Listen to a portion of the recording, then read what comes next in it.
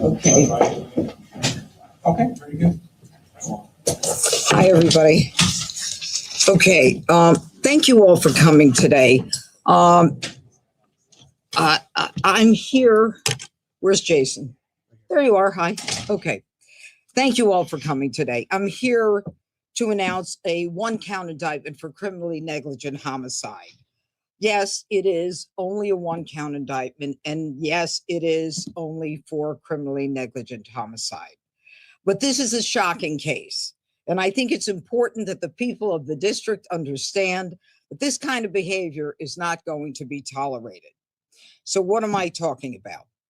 I'm talking about basic standards of care that need to be implemented in those medical facilities that care for the weak and the vulnerable in our society.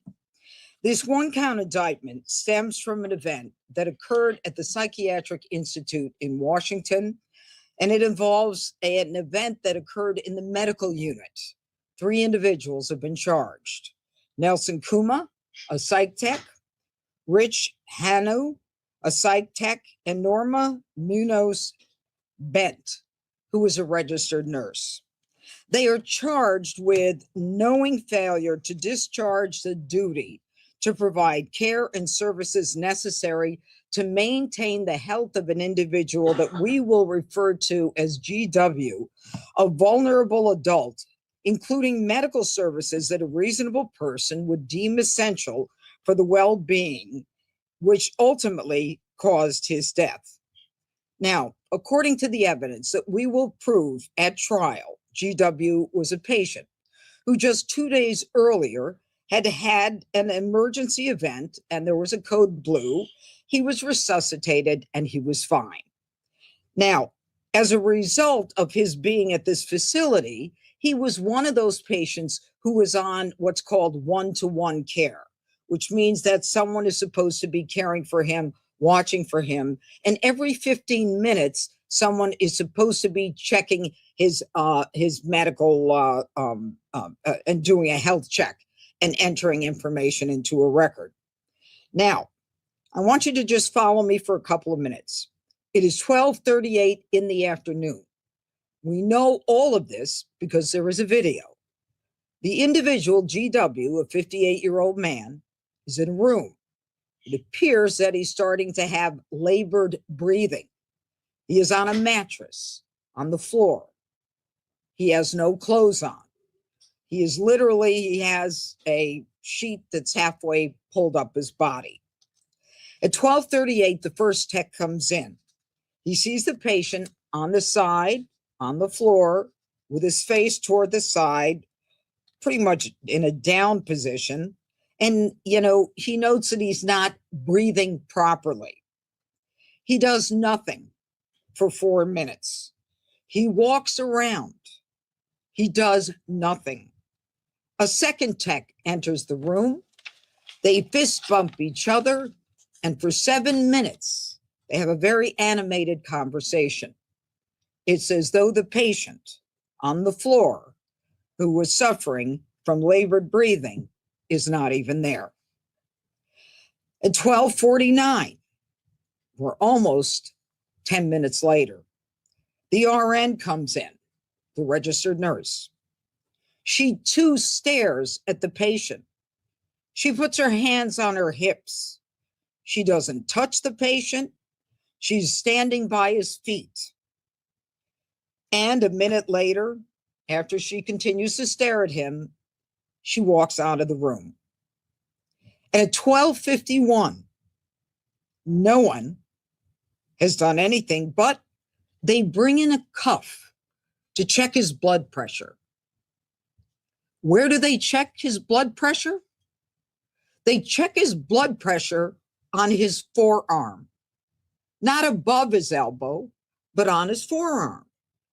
And the cuff that they use is too small. So then they go out to get a larger cuff. The registered nurse brings back a machine with the larger cuff, and they put the larger cuff on the patient. Here's the bottom line. This trio did nothing to help this patient. They didn't check him. They didn't reposition him. They didn't turn him. They didn't call a code blue. They didn't check his pulse. They didn't attempt CPR. They didn't initiate resuscitation efforts. They did nothing. Instead, they chatted, they walked around, they didn't touch him while he lay on a mattress dying. Now, for 21 minutes, this is what happened at the Psychiatric Institute in Westchester. They finally turned the man over at 12:56, and they gave him a chest compression 21 minutes later at 1:01. This man didn't have a chance there. He was left to die, and they violated the most basic standard of medical care. They abandoned even basic entry-level medical competence. They stood over him without offering help. I want to thank an organization called Disability DC.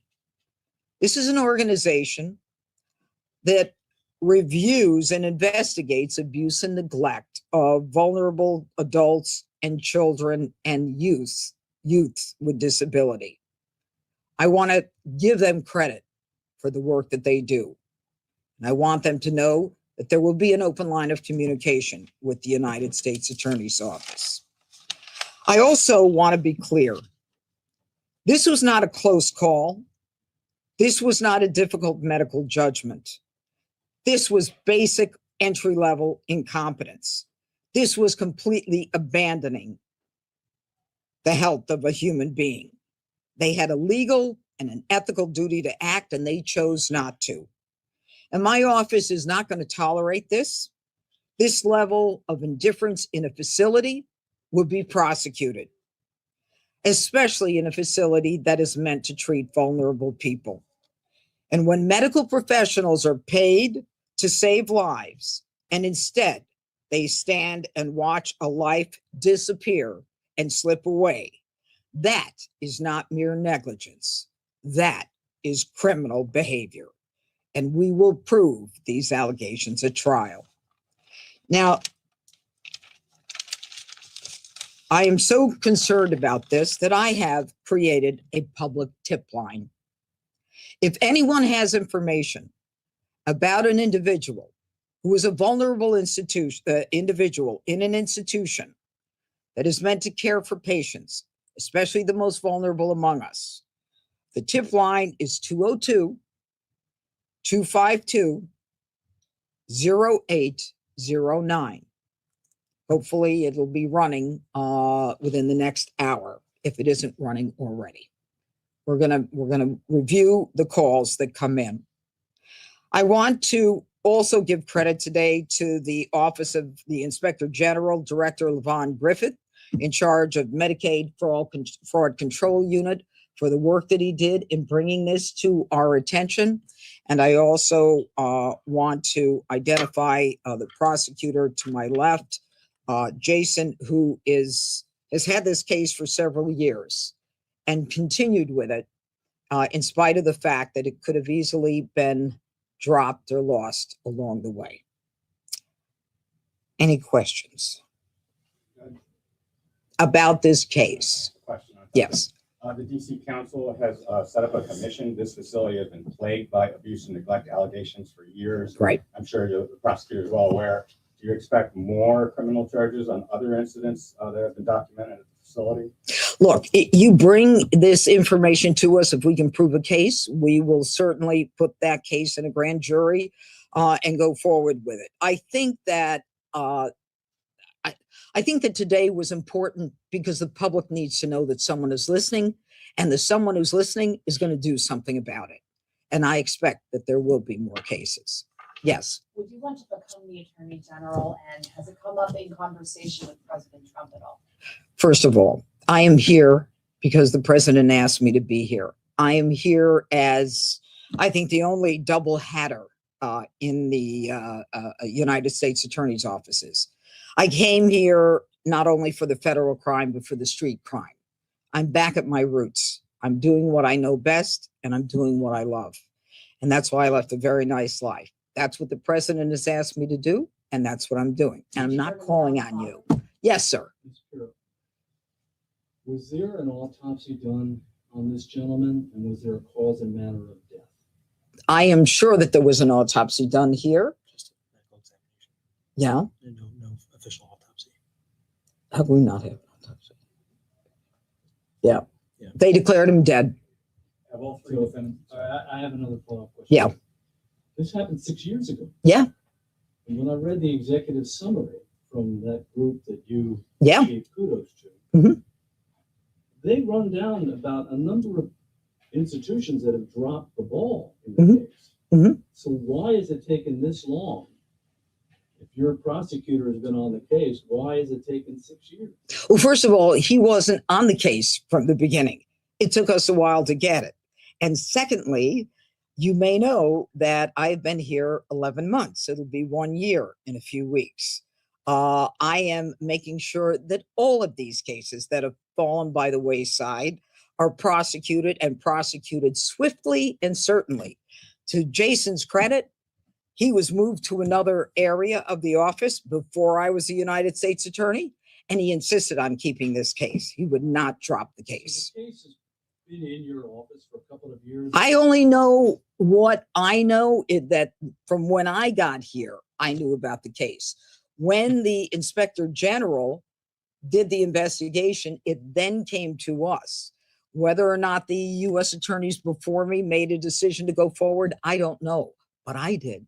There's obviously a lot of concern about the patterns here. Is this something that could fall under CRIPA, and is the Civil Rights Division of DOJ involved at all potentially for broader patterns and practices? This is a criminally negligent homicide, clear and simple. Nothing more, nothing less. It seems like there's a broader pattern potentially. Well, with the broader pattern, I'll let you know. You got to give me a fact pattern and I'll let you know. But people need to understand that this is the kind of thing where we're going to push very hard to protect the rights of the most vulnerable among us. Why would the Superior Court, what the charging decision? Yeah, the charging, the criminally negligent homicide is DC code 22-934. The defendants, all three of them, face up to 20 years in prison. It is not a federal case. This is a case that is controlled by the DC statutes. So it wouldn't go to Superior. Why the charges limited to these three people who are not the supervisors? Because we have to prove the case where people are actively involved. Supervisors might be part of a civil lawsuit, but in terms of my case and causation of the people involved who had the duty to act, it's the people who were in the room, the people who saw, the people who assessed, the people who were responsible. That's the criminal law. Have all three defendants pleaded guilty? Not guilty yesterday. All three? All three. All three released? All three released. Ms. Pirro, we can't see it remotely for some reason. Do you have copies of the indictment? Sure. Sure. I'll give you a copy. We'll give you a copy. Why, what do you mean remotely? Where are you supposed to see it? Well, sometimes when you go on to Superior Court's website Oh, and you click on the link, it won't show you the document. there's a lot of things I'm responsible for. That's not one of them. Thank God. Judge Boasberg has denied the motion for reconsideration in the Fed inquiry. Mhm. Do you expect to file the notice of appeal, which is? Yeah, as I said, we're filing a notice of appeal. You know what, guys? I'd like to keep it to this. I really would. This is very important. And I think that this is going to be a milestone where people in this district understand this kind of thing is not going to happen. And the DC Council, to their credit, had hearings last year, as I understand it. And I'm very impressed with that. They need to know they have a partner here that's going to join them. Okay. This is a case that you're talking about regarding Superior Court having this press conference on it. There are recent reports that the Civil Division of Main Justice is going to be doing some work potentially on cases in the federal court. Is your strategy right now to back away from federal court cases, especially ones related to public corruption or other major cases, and instead focus your attention on Superior Court right now? I don't know where you got that from, but the answer is that's not the case at all. My charge as the United States Attorney is to continue to prosecute cases in district court to the extent that we have an issue, a complaint, an investigation, and we have a statute where we believe we can prove the case beyond a reasonable doubt. No, I am the double hatter. I'm the one who gets both street crime and federal crime. Yes. You're talking about street Just this past weekend, another team takeover happened here in DC. Mhm. 8 teens arrested outside of a DC DPR event for kids to have fun. I was there. I witnessed several fights. Kids chaotic. Is there a message to these teens as you continue to talk about holding stricter laws and holding them accountable for the actions that they're doing? From the day I came here, we've got to lower the age of responsibility. You know, thanks to the work that the president has done, violent crime is down, homicides are down, historic levels, robberies, assault with deadly weapons, dangerous weapons, everything is down except for domestic violence, which I'll talk about another time. Unless and until we bring these kids who are committing crimes into the criminal justice system, we will forever be victims of our own understanding. The concept that someone should not be responsible if they're 15 or 16 years old because their prefrontal lobe is not developed is insanity. And the public is paying for it, whether it's the DC public or the visitors to DC or people who work here. This has to stop. And the only way it's going to stop is for the DC Council to lower the age of accountability. I can only do what I can do once they reach criminal liability age, unless it's a Title 16 where I can handle kids that are 16 and 17 if they commit a murder, robbery, a sexual assault, or a burglary and armed doing such a thing. But yeah, and the ATV cases as well are horrible. And, you know, we've got a 10-year-old and an 11-year-old who are hit by guys on an ATV, adults, when these kids were on a bicycle in a bike lane, a place where they had a right to be. And yet you've got these adults who have no right to be in the district on an ATV, putting a kid unconscious for 10 minutes in a hospital with a brain bleed, and they just take off. But when we catch them, when the MPD catches them, I'm going to fight to get them, because it's not just an OAG charge of, driving an ATV. To me, it's being armed with a dangerous weapon and injuring a child. Aggravated assault. I have the resources to do whatever I need to do. We're going to get it done. Look, do I need more staff? Of course I do. We had a surge where right now, as a result of the surge and the fact that I am virtually prosecuting everything other than 10% of the cases, where the guy before me didn't prosecute 65%.